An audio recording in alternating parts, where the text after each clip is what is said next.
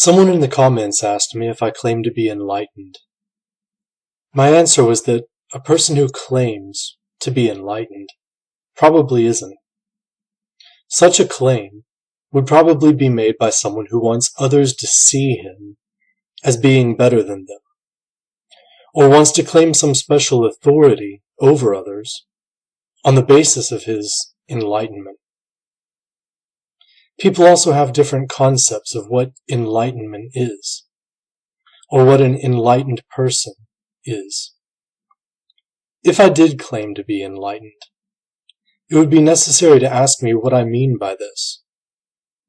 I see no point in making such a claim, though. I will say that, in my view, there are those who seek the light and those who turn away from it. Some of those who seek the light are closer to it than others. I'm more enlightened than some, and I'm sufficiently enlightened to serve as a teacher and guide to those who are further away from the light. There's the idea of sudden enlightenment, and the idea of enlightenment by degrees.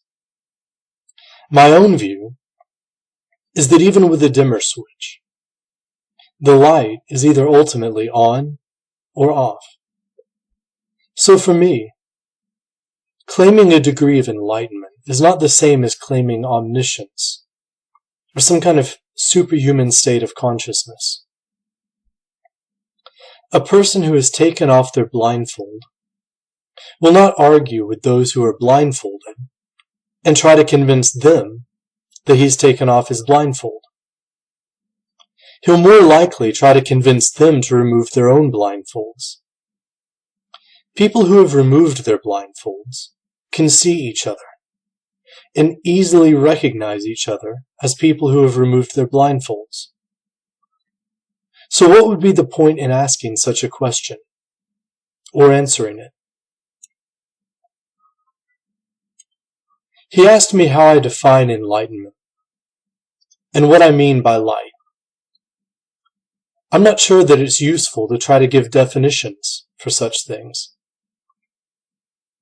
There are certain words and ideas that by their nature can't be so easily pinned down with hard definitions. Consciousness is very difficult to define. Time is very difficult to define. Existence is very difficult to define. When I talk about light or illumination, I'm talking about something that is very difficult to define.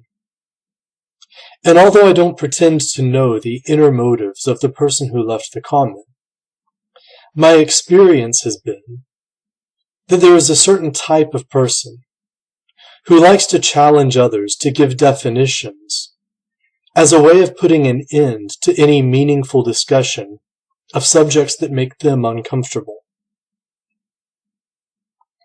I've noticed that materialists, posing as skeptics, like to do this in conversations about topics such as consciousness, free will, God, and things of that nature.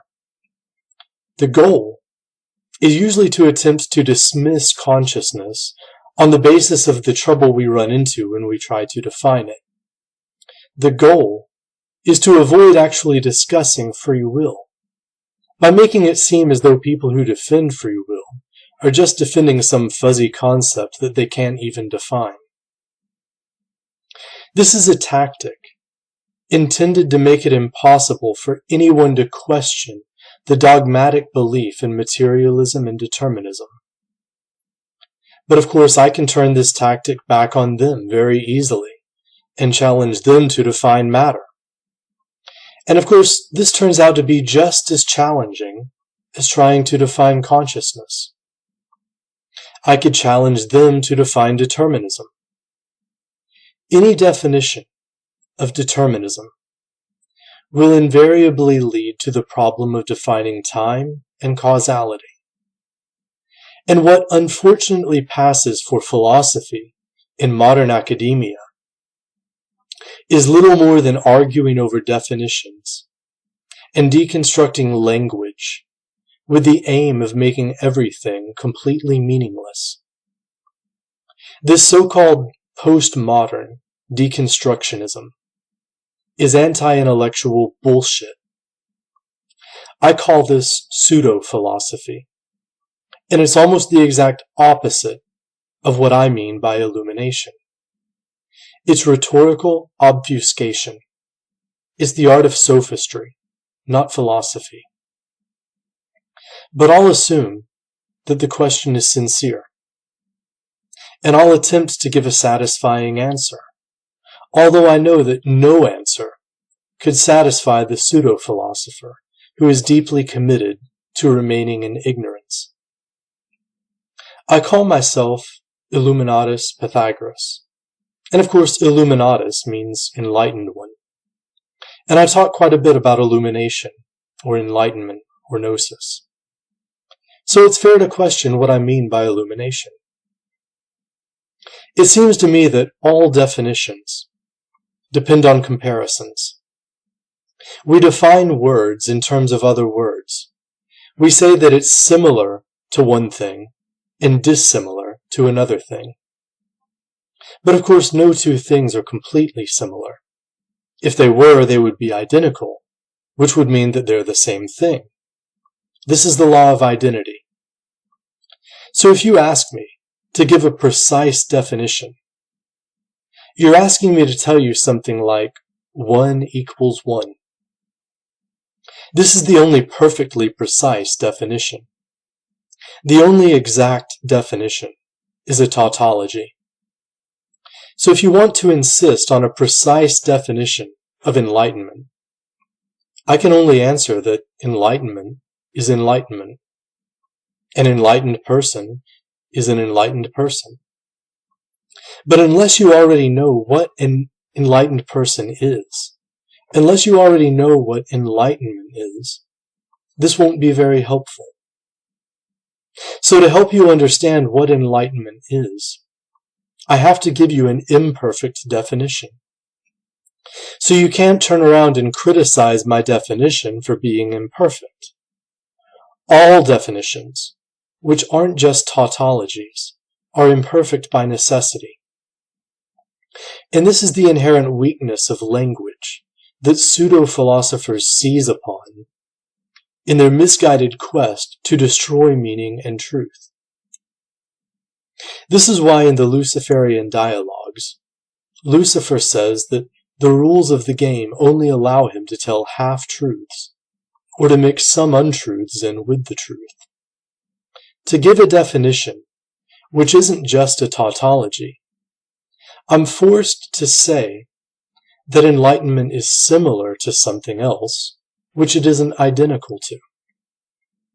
But since it isn't identical, it will only be similar in certain ways, while being dissimilar in other ways.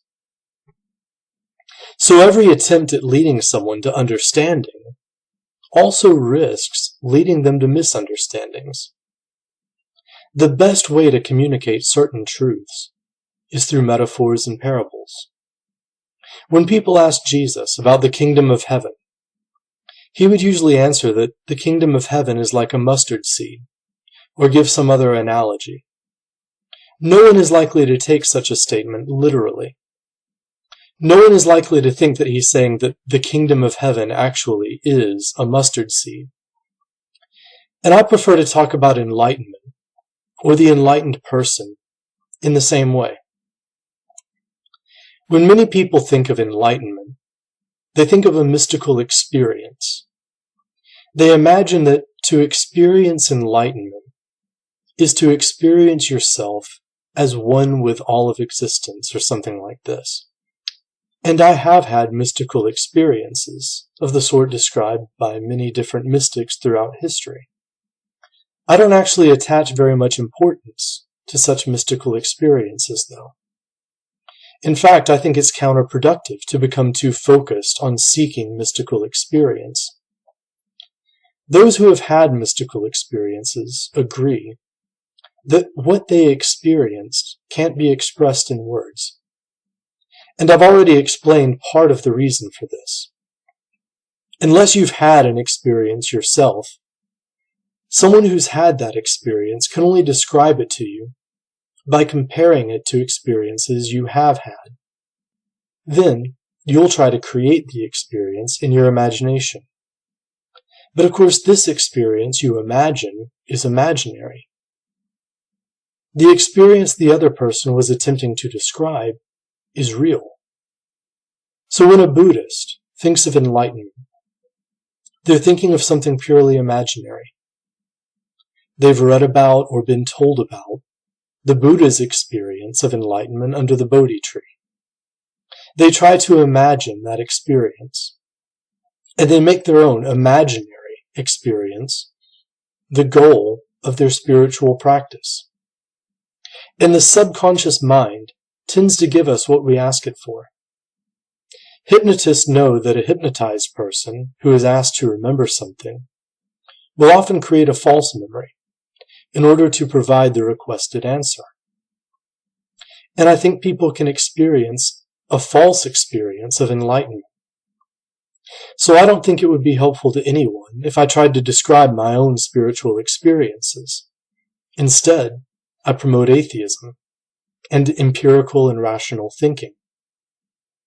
Enlightenment, as I use the word, is nothing more than the experience of reality as it is. The biggest obstacle to this direct experience of reality is the artificial mental constructs that you've formed in your mind and that you project onto reality. Those artificial mental constructs then become an intermediary between you and reality. You only perceive reality dimly through stained glass. So the path to enlightenment I advocate is mostly about getting rid of those blinders. It's about freeing yourself from beliefs and dogmas. It's about rejecting religious and political ideologies. It's about destroying the false self. But this doesn't mean that you should just be a radical skeptic forever and refuse to accept anything as true. It's only a means to an end. It's necessary to free yourself from false beliefs so that you can form true beliefs. It isn't the goal to destroy any sense of self or identity, but to strip away the false identity and discover the true self. So I'm not preaching nihilism. To use the example of Exodus, Moses led the people out of Egypt and into the wilderness. But he was leading them through the wilderness, not merely to the wilderness. Those who remain in the wilderness would have been better off if they had just remained in Egypt. The point is to reach the promised land. It's necessary to question what we've been taught to believe in as children, but this doesn't mean adopting the insane belief that there is no truth. It's necessary to question the morality we were given by religious and governmental authorities, but this doesn't mean adopting the insane belief that there's no such thing as right and wrong. It's necessary to question the identity that other people have tried to force us to accept for ourselves. But this doesn't mean adopting the insane belief that we have no identity or true self. Those who try to convince you that there is no truth, no morality, and no soul in man are working as agents of the Pharaoh, whether knowingly or ignorantly. They serve Pharaoh by convincing you that there is no promised land beyond the desert. They are the jinn, the demonic spirits of the desert whose purpose is to frighten you and thereby keep you in bondage.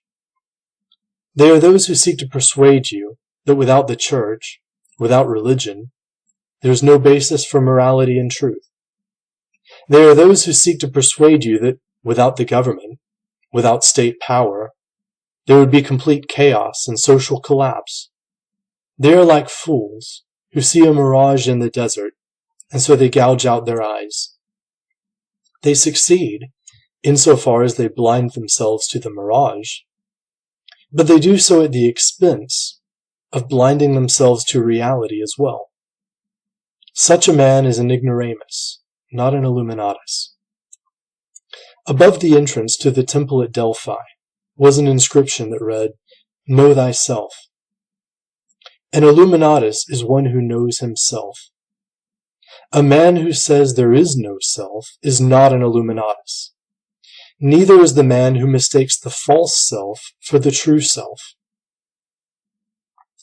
Adam and Eve attained gnosis when they ate the fruit of the tree of knowledge of good and evil. Their eyes were open, and they became like gods, knowing both good and evil. A man who denies that good and evil exist is not an Illuminatus. Neither is the man who mistakes the false morality of church and state authority for true morality. Jesus said that you shall know the truth, and the truth shall set you free. A man who denies truth is not an Illuminatus.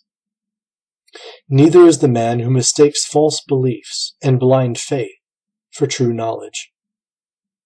You can't offer a definition of light to a man who has lived his entire life deep inside a cave. You can only lead him toward the cave entrance and give his eyes time to adjust to the light. There's no point in trying to explain color to him. He has to see it for himself. If he challenges my claim to have seen the light myself, there's no point in trying to convince him. I can only tell him, come with me and see for yourself. If he's unwilling, I can't force him. If you want to know what the light I speak of is, come with me and I'll show it to you. But I'll warn you, when you first see it, it will be uncomfortable, and your natural reaction will be to turn away from it. You'll want to cover your eyes. You'll want to remain in the dark, and many people do. And so they deny that light exists, and they will ridicule anyone who claims to see the light. So there are three classes of men. There are children, adolescents, and adults. And I'm not referring to literal age. I'm referring to stages of maturity.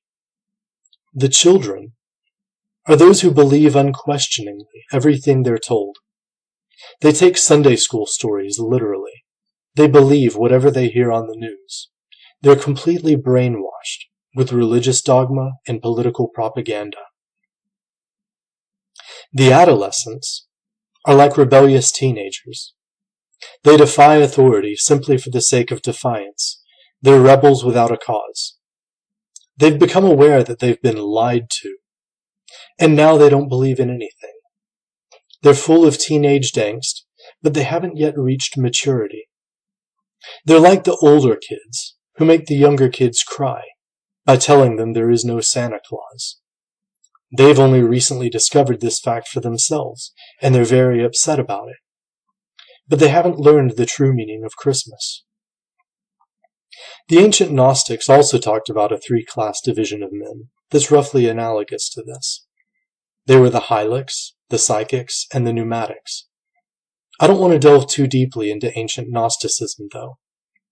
To present a simplified system, I would suggest that there are those who don't know that they don't know. There are those who know that they don't know. And then there are those who know that they know. The believer doesn't know that he doesn't know. He takes illusions for reality. He takes lies for truth. The skeptic knows that he doesn't know. Sadly, he often makes ignorance into a new kind of dogma and believes the lie that there is no truth. He abandons the search for knowledge. The knower knows that he knows. The knowledge that he doesn't know is the beginning, but not the end, of wisdom. A man who has at least freed himself from illusions can call himself a philosopher or an Illuminatus, I believe, so long as he doesn't abandon truth. He is enlightened, at least to a degree, but he will also become more enlightened by degrees as he continues to seek the light. I encourage you to continue to seek the light, and to cultivate the light within yourself so that you can be a light in the darkness for others.